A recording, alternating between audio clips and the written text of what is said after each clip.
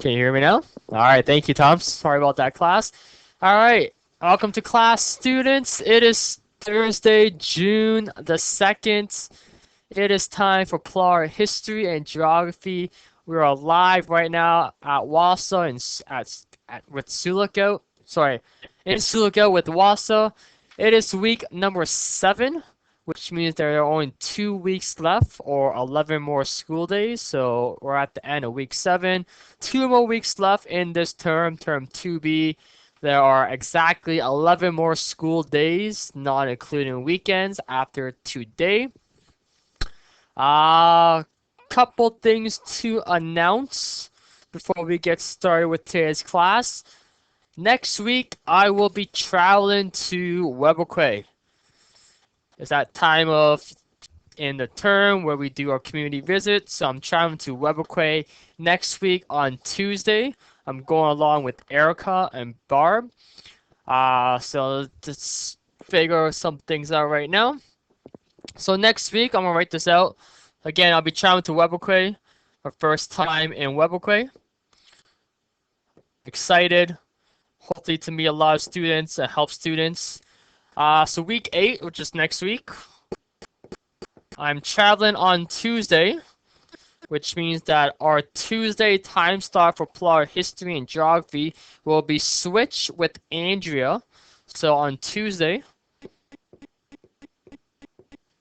which is June the 14th.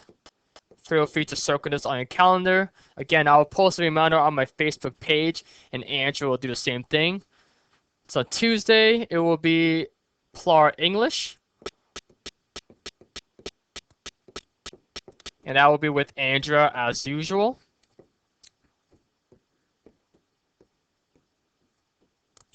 And I'll be taking her time slot on Wednesday. I'll be back Wednesday by noon-ish. And I'll be time to do a class live with PLAR History and Geography.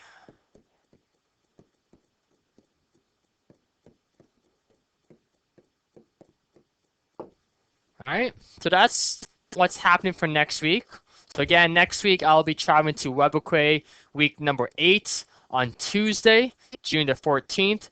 I'll be there for one night. I'll be back here in Sulaco on Wednesday by noon. So again, Tuesday next week at 4 o'clock during my time slot of History and Geography will be Andrea's PLAR English. And I'll be taking her time slot on Wednesday, June the 15th. We'll be doing our class live for PLAR History and Geography. And the rest of the week will remain the same. So I just want to make that announcement out. Again, I will post a reminder on my Facebook page, and I'll also let Andrea do the same thing too. Lillian, how are you today, Lillian? Good. Good? Excellent. Anything exciting happening in Waterman? No, just the usual another day? Good stuff. Awesome. So hopefully you can see my screen, Lillian. I just made an announcement where next week I will be traveling to Webequie. We won't have PLAR History and Geography on Tuesday, our normal time slot, but we will be having class on Wednesday and Thursday of next class for History and Geography. PLAR English will be Monday and Tuesday, and that's just for next week. Okay? Again, class, I will remind Lillian and the rest of the class at the end of the class as well. But I just want to make that announcement. Before we begin our lesson and we engage in chat and communicate with Lillian, again, I just want to remind everyone that June 17th, Friday, June the 17th, is the last official day to submit any work, PLAR assignments, or any other course. This is the last day to do so. So again, please make sure you submit all your assignments, or if you want to write any tests, please make sure you contact me, your DC. You'll figure that out, arrange it so that you're done by this due date of June the 17th. All right. So Lillian, I finished marking assignment 7 and assignment 8 for PLAR history. Hopefully you saw your mark that I posted on your Facebook message or inbox. I also gave that mark sheet to your DC as well. So hopefully you got a chance to see that. Again, you did a fantastic job. No problems there. So Lillian, did you want to write your history test soon? Next week. Next week? Yeah. Okay. I will make a note of that. I will talk to your DEC, and I'll send your history test next week. Do you know when next week, roughly? Um,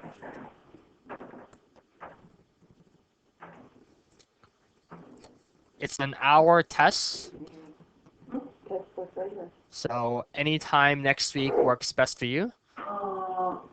Friday nästan 9 to 4 dispatch. Next After hours. next Friday? Thursday. Thursday? When we're on Thursday? Okay. Again, I'll make a note of that. I will send the tests over to your DEC, and then they can print that off and give it to you.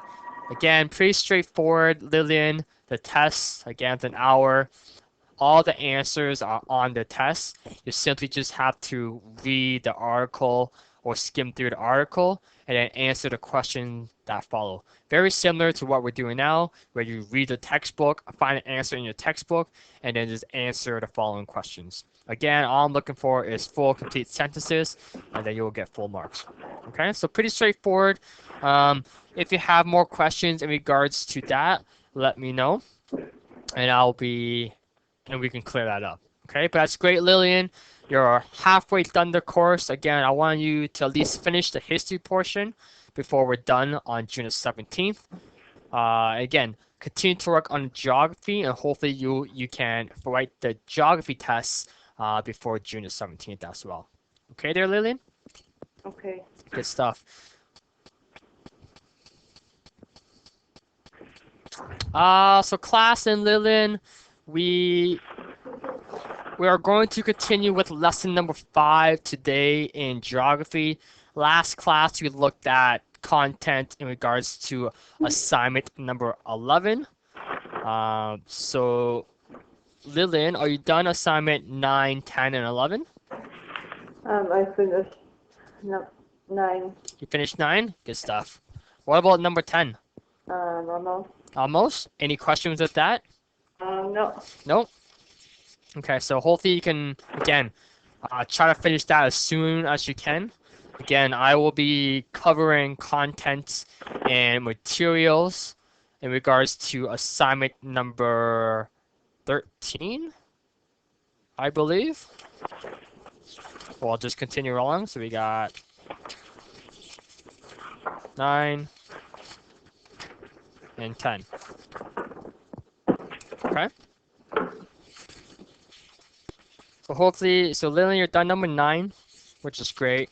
Hopefully you can finish 10. And then hopefully we can work on assignment 11 today. Again, if any questions, Lillian, just let me know throughout the course as well. Okay? Good stuff. All right, class. So let's get to our learning goals for today after all those announcements. Hopefully Lillian is still there with us and have her microphone on and she'll ask questions and continue to engage. So let's write this out.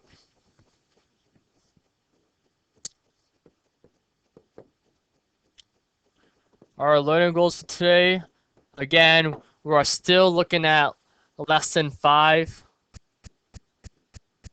with physical geography content material. That will not change. But today, again, more definition, more content. We will be defining functional region.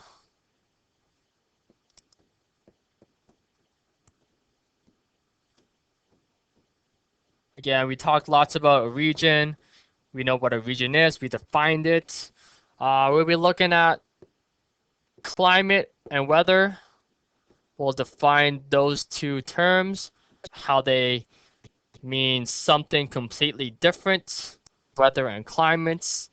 Types of trees, why they're significant, where they grow, and how they impact our ecosystem.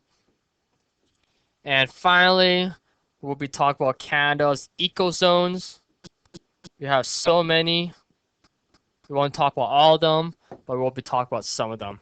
And I believe we'll be going over assignments. If I can count properly, I believe it's outdated. So 9, 10, and 11. Could be 13. Well, let's just go with number 13. Assignment number 13. That is what we will be talking about today.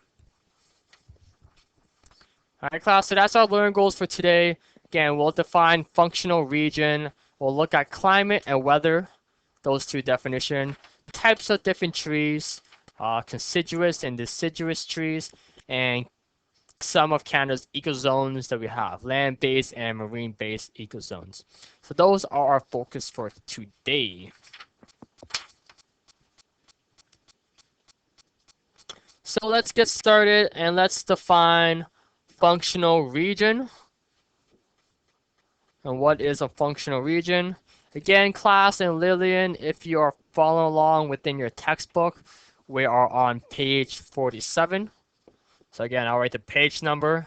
That way, if you want to go back and look in the textbook, you can find it. Functional region can simply be defined as something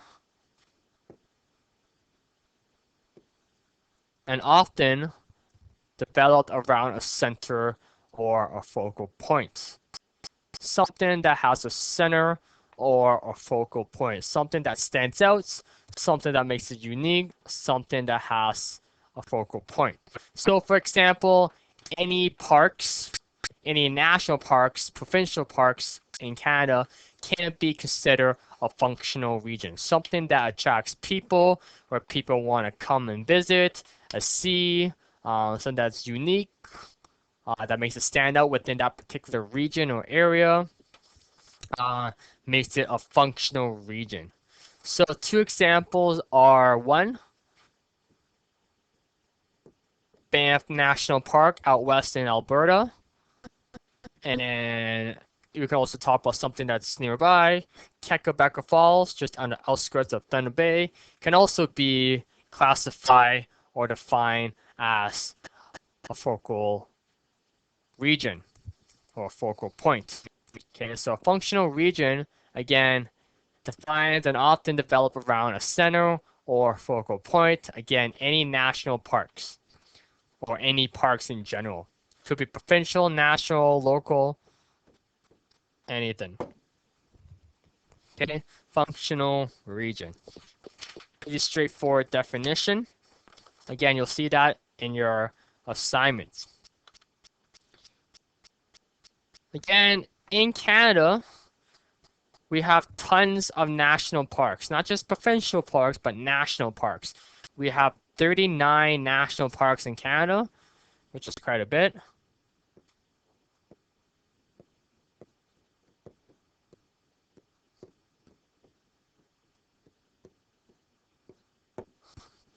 And that takes up about 10% of Canada.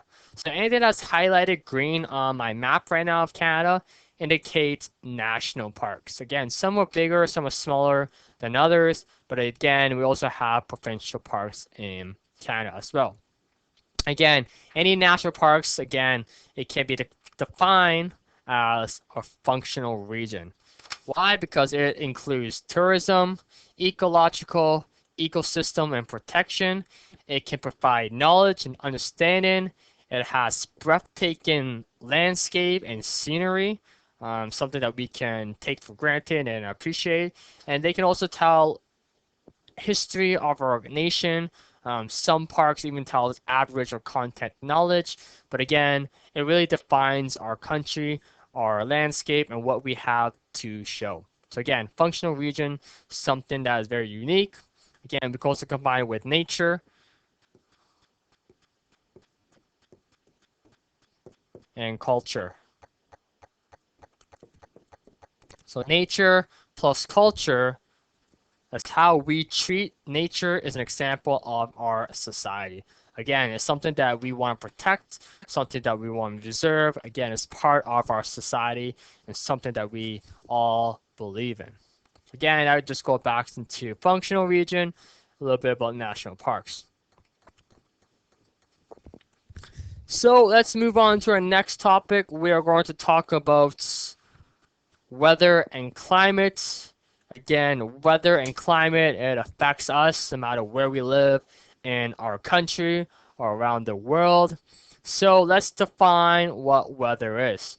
So weather is simply the day-to-day condition of the atmospheric conditions of the air in a particular place on a particular date or time.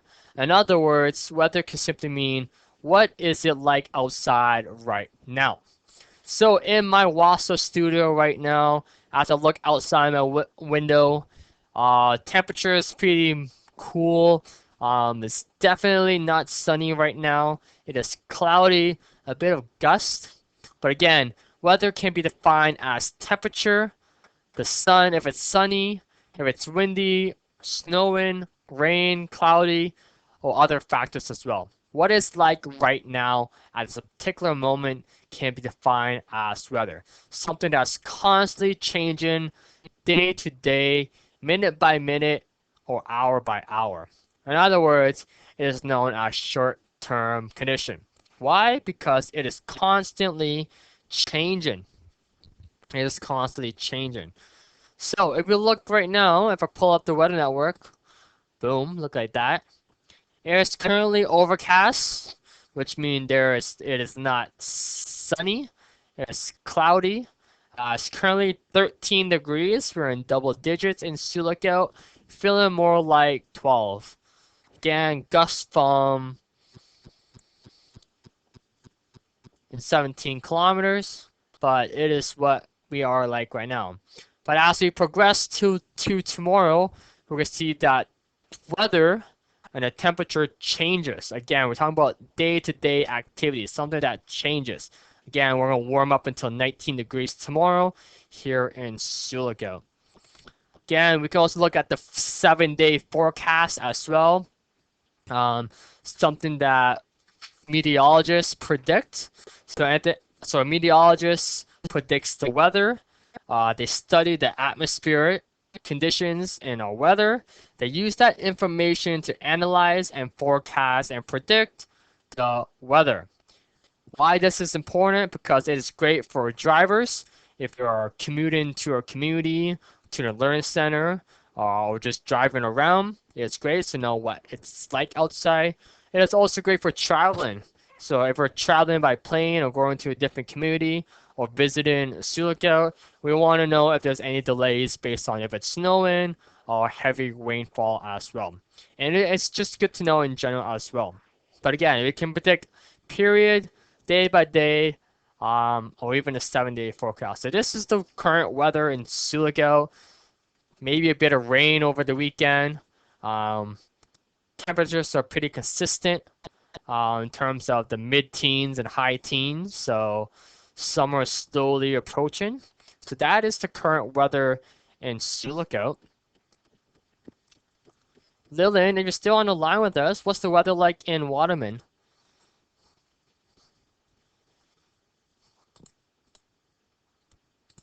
Hopefully Lillian is still there.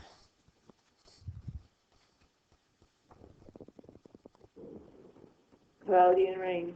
It's cloudy and rainy right now? Lots of rain or just a little bit of rain? Little. Just a little bit? Yeah, I feel like it wants to rain here in Sioux Lookout, but no, right now it is currently just cloudy. Again, as we pull up the weather network, no rain in the forecast right at the moment, but you never know, it could be approaching our way. So that's pretty much defines weather. So a day-to-day condition, what it's like outside at this particular moment. But again, it can constantly change minute by minute, hour by hour. It's unpredictable at times. Again, short-term condition can be defined as weather. So let's look at climate right now. Climate's a bit different. Climate can be defined as the average of all weather conditions over an entire year. It can also include decades or even centuries. In other words, something that is taken into account over a long extended period of time. The average weather condition of a particular area. It does not describe any particular date or events, but it takes into account long term.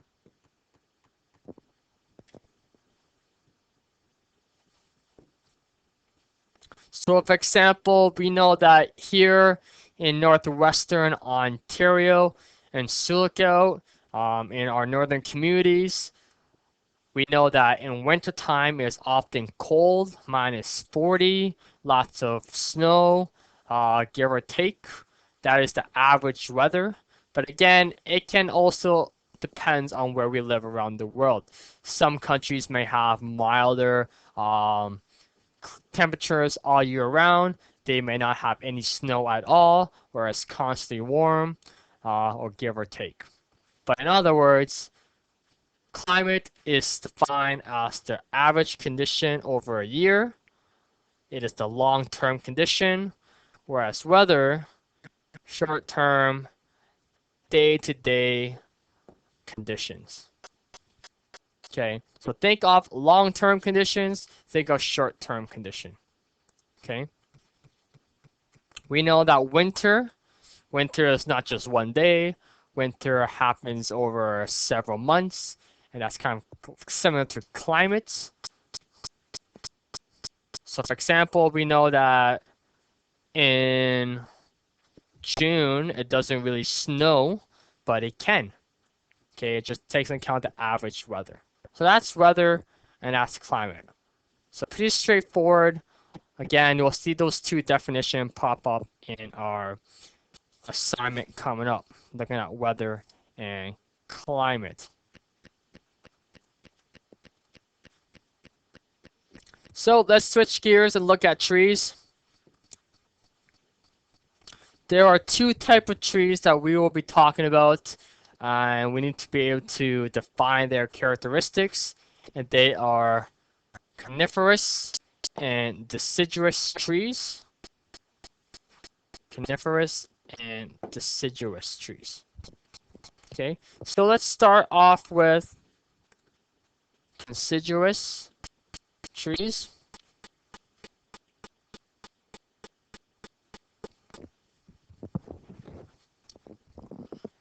So deciduous trees or deciduous forests simply means that any tree in our backyard or in our community that has cones or needle-like leaves can be classified as deciduous trees. Think C for cone, C for cone. Okay, so any tree that has cones or needles can't be defined as a deciduous tree. They produce these seeds, and these seeds are often known as cones. Deciduous trees and forests can be found in cold climates. They are also known as evergreen trees. Why? Because they stay green all year long. So for examples of deciduous trees and forests can be a cedar tree, could be a pine tree, could be a spruce tree. Again, cedar, pine, spruce. Again, I know that indigenous culture use a lot of cedar in terms of secret medicine, in terms of smudging. Again, these are all example of a deciduous tree or come from a deciduous tree or a deciduous forest. Anything that has, again, needles or cones can be defined as a deciduous tree. Again, these trees can be absolutely massive. They can go up to 20 meters in heights. Again, any tree that has cones, needles, they like to be in cold climates. So especially here in Silicon, in our northern communities, there are tons of deciduous trees and forests. Again, cedar, pine, spruce, other trees too can be defined as deciduous. Okay? Which leads us to deciduous. pretty straightforward. Deciduous trees are trees that grow in all 4 seasons. So summer, winter, fall, spring, autumn. These deciduous trees and forests, they have leaves that changes color, especially in the fall season, and their leaves shed and falls to the ground in the fall season. So any tree that loses its leaves or changes color can be defined as a deciduous tree. They need good fertile soil to grow. Um, and as a result of that, only a few remain due to expansion of cities and towns and communities, due to deforestation, due to clear cutting, where we need to expand urban development. And as a result, we need to cut down a lot of our trees and forests, which can impact our ecosystem. So any trees that are maple, oak, birch, other trees, you name it, can be defined as a deciduous tree. Again, any trees that changes color in its leaves and its leaves fall can be known as a deciduous tree and forest.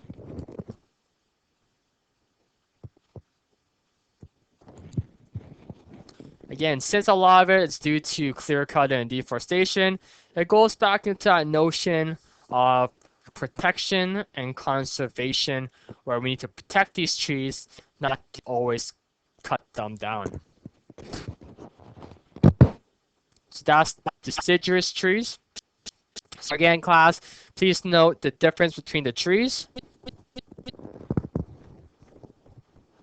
Please note that there are different characteristics. What is a deciduous and a deciduous trees? And make sure we know the difference between each one.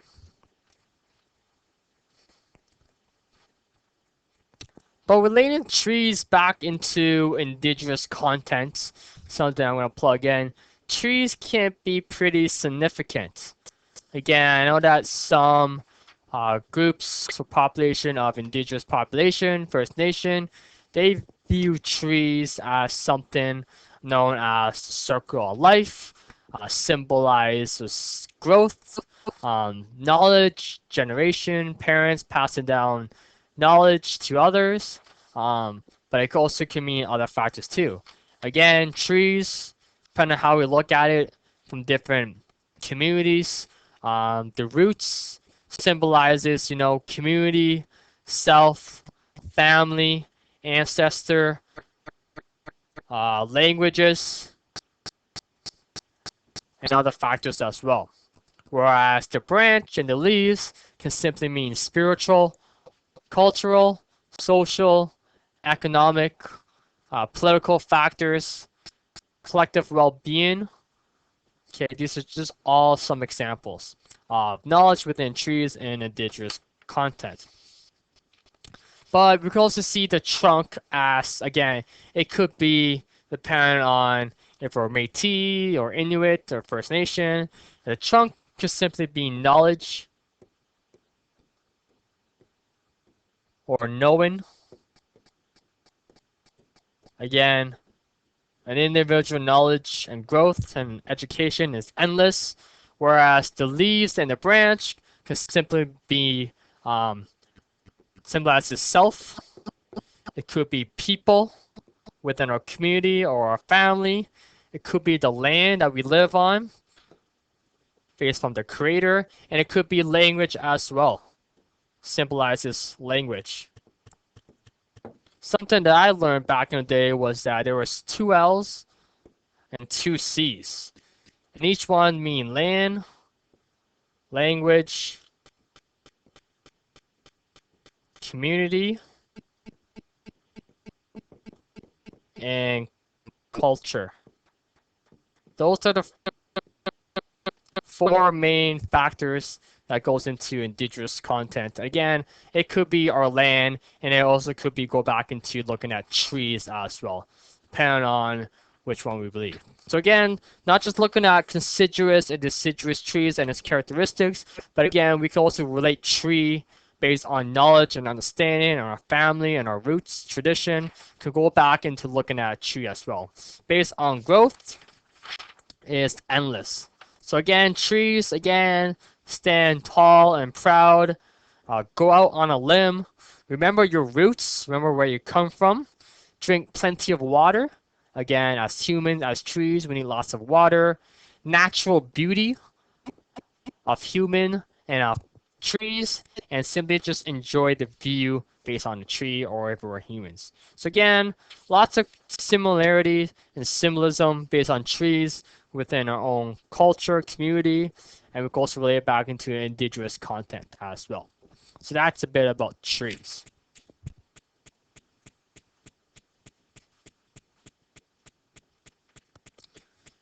Next, we are going to look at ecozones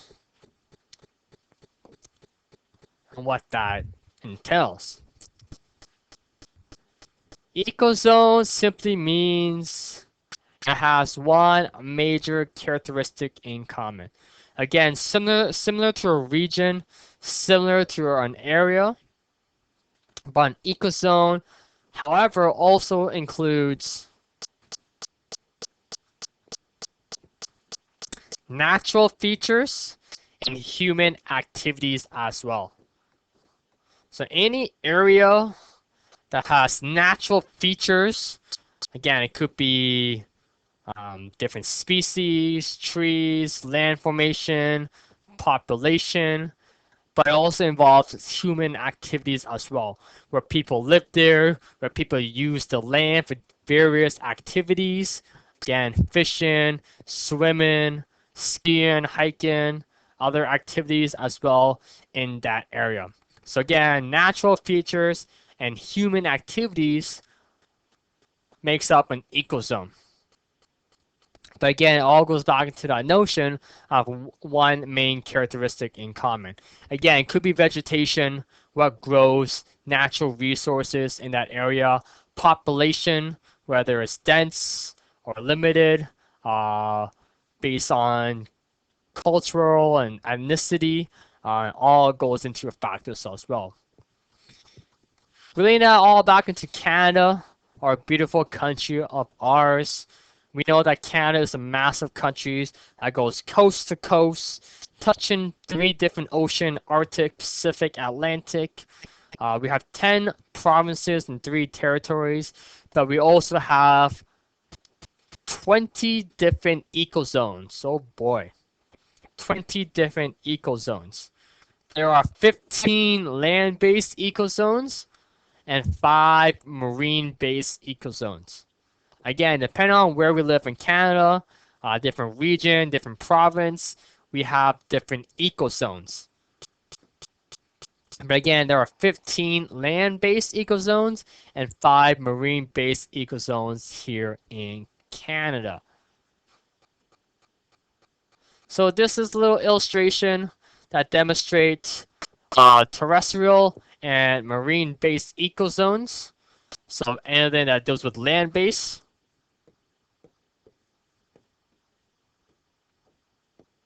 or anything that deals with ocean or sea base,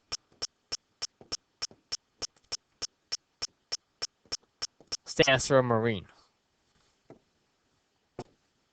Okay, so note the different colors and the legends on the side.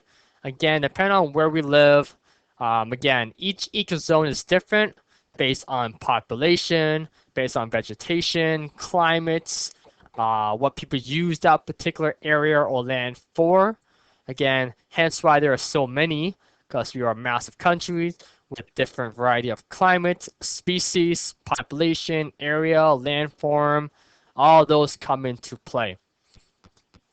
Again, in your textbook, starting on page 49, it goes through each terrestrial land-based ecozones and all the marine, ocean / sea-based ecozones here in Canada.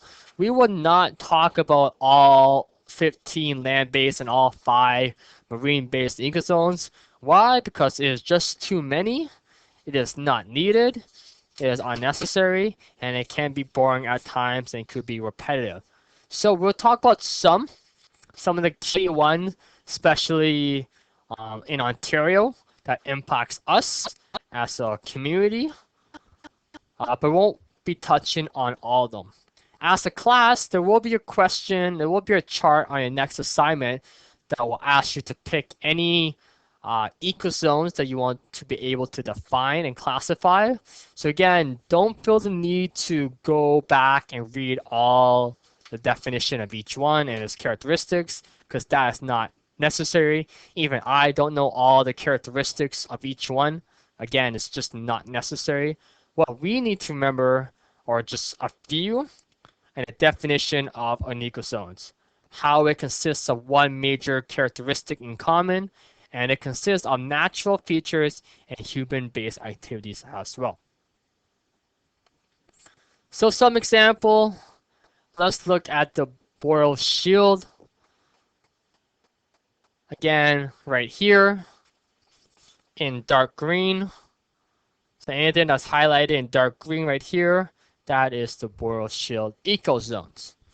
It is the biggest ecozone in Canada. It extends all the way from Alberta and all the way towards Newfoundland. Again, the largest ecozones that we have here in Canada. It stretches all the way across Ontario, especially in northwestern Ontario, and it goes all the way towards Quebec and out east as well. What makes this ecozone unique is that it has short, warm summer, but it has cold winter. Okay, something that we have here in Sioux Lookout, for example, short, warm summer, probably around 2.5 months, and a long, cold, freezing winter. It has lots of forests and trees, such as spruce, pine, and birch. Some animals that we can find in these ecozones are deer, black bear, raccoons, owls, and tons, and I mean tons more. I know that here in Sioux Lookout, we see deer, we see moose, there's a black bear around here somewhere. Lots of fresh lakes in this ecozones, hence why fishing up here is very popular. Again, transportation, fishing, hunting, a lot of outdoor activities can be found in this ecozone known as the boreal shield. Boreal shield. Again, a lot of characteristics that can be related to our northern communities and here in Sioux Lookout. Another example can be the Hudson Plain ecozone. So again, looking at our map, looking at our legend, Hudson Plain is this yellow color right here. So it's right here. So anything that's yellow is known as the Hudson Plains. The Hudson Plain ecosystem, again, really takes into account Northern Ontario, not mean Northern Ontario, but I mean absolutely Northern Ontario. So Fort Severn, for example, Churchill in Manitoba. But again, the Hudson Plain extends pretty much Northern Ontario, parts of Manitoba, and bits of Quebec as well. What makes the Hudson Plains ecosystem unique is that it is very limited in terms of its population because it's so cold that not many people live here compared to other areas in Canada. Vegetation is also limited. Not many things can grow based on poor soil, just too cold at times, and vegetation and growth is very, very limited. And that takes into account trees as well. Some trees may not be as tall, as big, as strong, could be shorter, again, based on the climate as well. Hudson Plain, simply it's cold, bitter cold, really cold, extremely cold. In terms of wildlife, geese, moose, polar bears, other animals as well. Blueberry, white spruce. I know that blueberry is also popular here in Sioux Lookout. We can walk around in the bush and find blueberries, organic, fresh from the ground. So again, very similar to Northwestern Ontario, but the Hudson Plains can really relate to anyone in communities such as Fort Severn or anyone that's really highlighted in this yellowish color. So that's the Hudson Plain. Again, class, see the note the difference based on the ecosystem and what it has based on population, vegetation, climates. So let's look at some examples of marine-based ecosystem. So Pacific, this baby bluish color, West Coast, Pacific Ocean of Victoria, British Columbia, Vancouver, BC coast, very rich in ocean communities, a lot of aquatic mammals. You'll see seal, otters, whales, other aquatic animals. Great for fishing. A lot of people go fishing and catch fishing. Tourism, again, people come here and visit. A lot of water-based activities. However, what the Pacific Marine is interested in is that this ecosystem is in danger based on overfishing, based on its population, could be pollution, habitat destruction. So again, we need to take into account of protection, conserving, clean up what we do based on not just on the land, but in the ocean as well, because it can affect aquatic animals and mammals as well. I know that there was a cod collapse crisis in the early 90s on the east coast of Newfoundland, where the population of fishing was too much, where people overfish, and the population of cod reduced to the point where it almost went extinction. So again, we need to take that into account as well, based on human interference. So that's that. Again, just some examples of marine-based and land-based ecosystem. Again, some of them overlap, some of them have similar characteristics. Again, class, we're not going to go into details of all of them. Again, hopefully we get the gist and the general understanding of each one.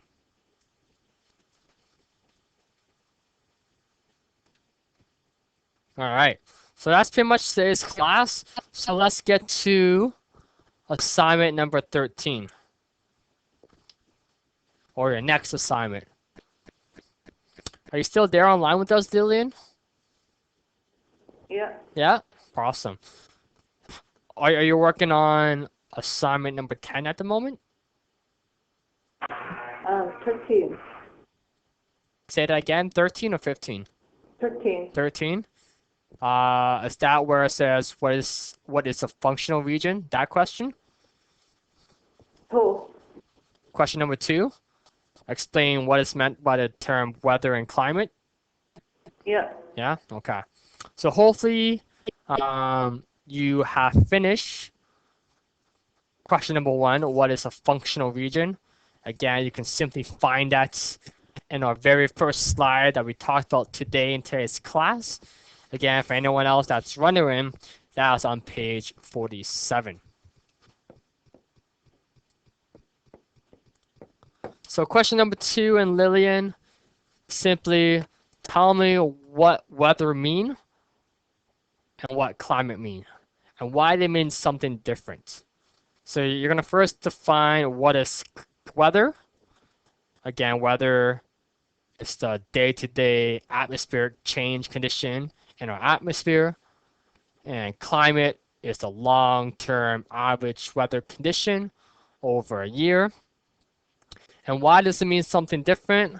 Again, it could be short-term condition and it could be long-term condition. Okay?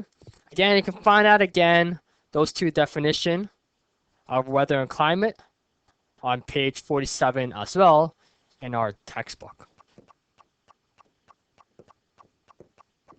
Lillian, did you want to use the smartboard technology and write out the definition of weather on the screen? Did you want to do that? No. No, you don't want to do that? have that experience of writing on the smartboard screen, I noticed that you are logged on to the widget, which means that you do have access to our writing tools. Again, if you're wondering, it's at the top right here.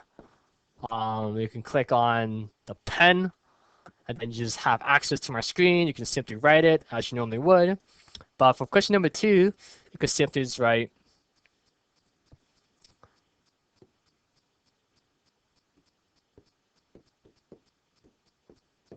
weather is defined as, again, tell me what it is. Then you can simply write climates can be defined as ... and then tell me why it means something different. Again, don't forget that part. So I can simply say that weather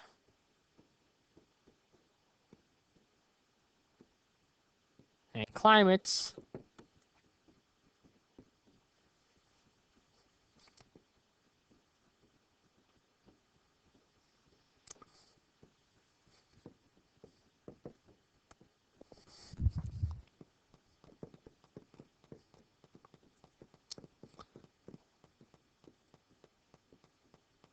because ...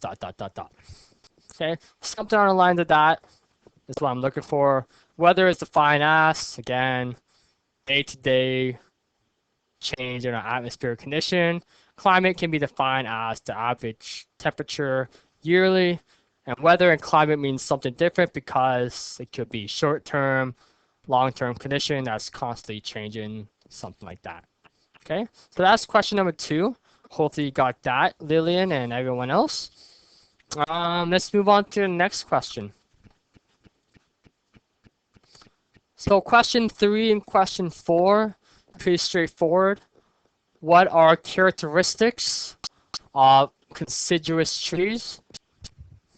Can you tell me some of the characteristics of a coniferous tree, Lillian? Do you remember? Or can you find the answer?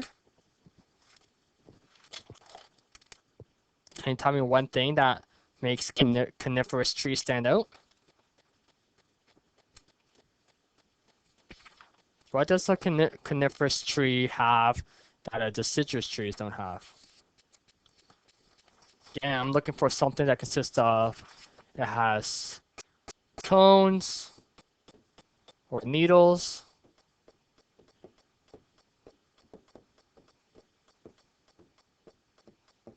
like leaves. And then question number 4 simply asks the characteristics of a deciduous trees.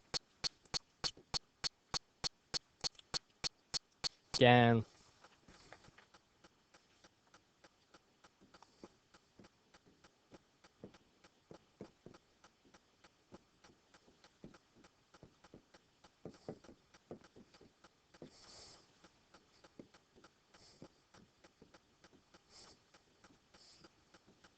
leaves that fall in the fall season, something like that. Okay, so again, don't just give me one example. Again, class and Lillian, please include lots of details. Give me a few examples. Feel free to name me some different trees. Again, a cedar tree or an oak tree or a maple tree.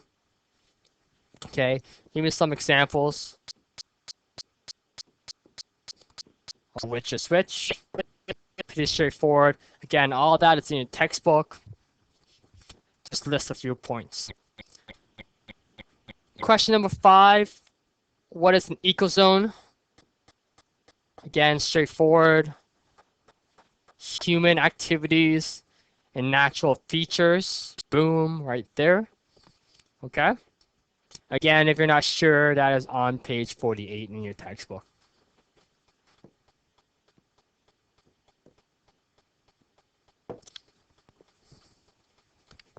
Any questions there, Lillian, about question 3 and question 4 and 5? Pretty straightforward, right? Characteristics of trees and what is an ecozone?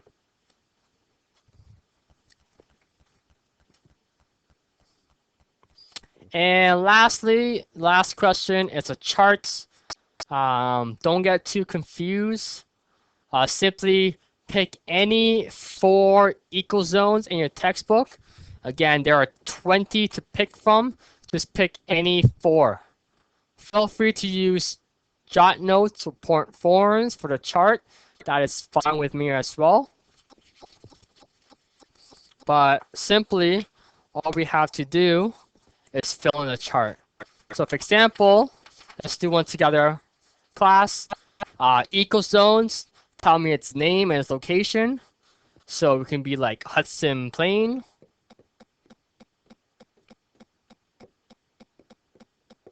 And where is that located? Well, you can write Northern Ontario,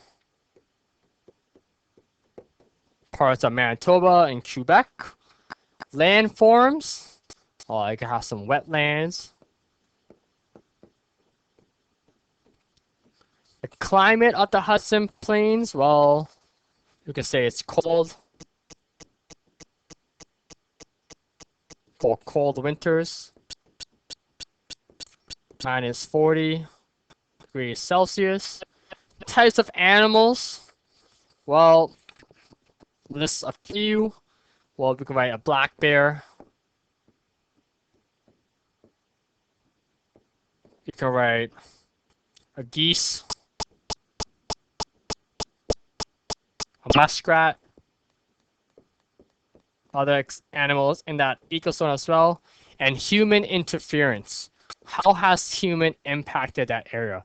It could be tourism, it could be pollution, it could be other factors as well. It could be mining, logging, clear cutting.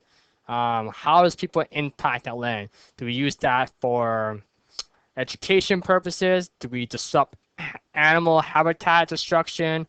Are there exploration, scientific knowledge, or whatnot? If there's none, you can simply write not applicable in IONA. Okay, simply just like that, but maybe a bit more details. But again, pick any 4 ecozones you want. Anything you want.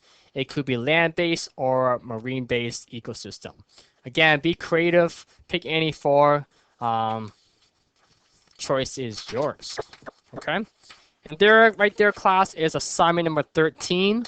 Again, pretty straightforward. Any questions there, Lillian, or anyone else?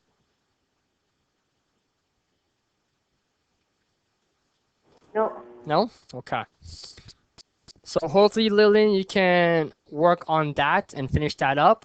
And hopefully you can even move ahead and move on to assignment number 14. But so far you're doing great. Again, we're almost done this course and this term. And I will send Lillian your DC an email in regards to your history tests, and hopefully you can write that sometime next week or even tomorrow if you like. But it's up to you. Just to remind everyone of next week, again, I'll be traveling to Webequie for my community visit, celebrating our 25th anniversary celebration up there. Tuesday will be Andrea's PLAR English, and I'll be taking her time slot on Wednesday. So next week, we'll have class Wednesday and Thursday for PLAR History and Geography, and PLAR English will be Monday and Tuesdays of next week. Okay, same time slot, same format, nothing changes. We are just switching Tuesday and Wednesday with myself and Andrea in regards to PLAR English and PLAR History and Geography. Again, if you have any questions with that, let me know. Again, I will post a Facebook reminder on my timeline. Feel free to like it. Feel free to share it. Feel free to comment on it. The choice is yours. But that is that. Again, if you have any questions, give me a call, send me an email, inbox me on Facebook. I'm there to help. In the meantime, class, Lillian and everyone else, continue to work on those assignments. You guys are all working hard, which is fantastic. Again, let me know if you have any questions, because we are almost done. 2 weeks left in this term. 2 weeks left. Okay. Any last questions or comments, concern, Lillian, before I go? No. No? Again, thank you so much, Lillian, for coming and calling in and chatting. It's great. I know that you're working hard. So again, continue to do that. And I'll see you, Lillian, in class hopefully on Wednesday and Thursday of next week. Okay, again, if you have any questions, just Facebook me or give me a call. All right, class, I'll see everyone next week. Thank you.